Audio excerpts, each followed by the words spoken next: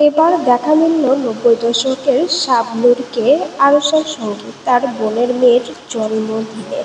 লাল শাড়ি পরে তাকে বেশ সুন্দর লাগছিল। পরিবারের সঙ্গে একসঙ্গে কেক কেটে সবার সঙ্গে ছবিও তুলেছেন। নববর্ষে তাকে লাল শাড়িতে দেখা মেলে দর্শকের জন্য শুভেচ্ছা জানিয়েছেন।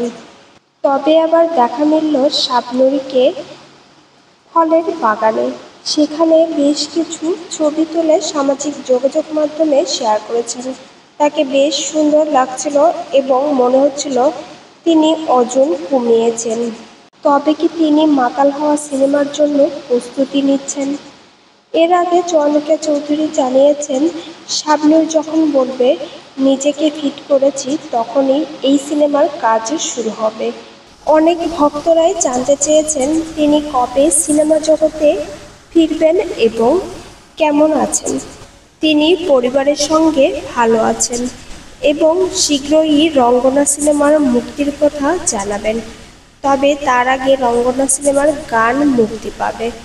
শীঘ্রই শাবনূরকে বড় পর্দায় আবারও দর্শকেরা দেখতে পারবেন। বিনোদন জগতের আপডেট পেতে অবশ্যই ইউটিউব চ্যানেলটি সাবস্ক্রাইব করুন ও ফেসবুক পেজটি ফলো দিয়ে পাশেই থাকবেন। লাইক, কমেন্ট, শেয়ার করতে ভুলবেন না। প্রিয় ভিউয়ার্স।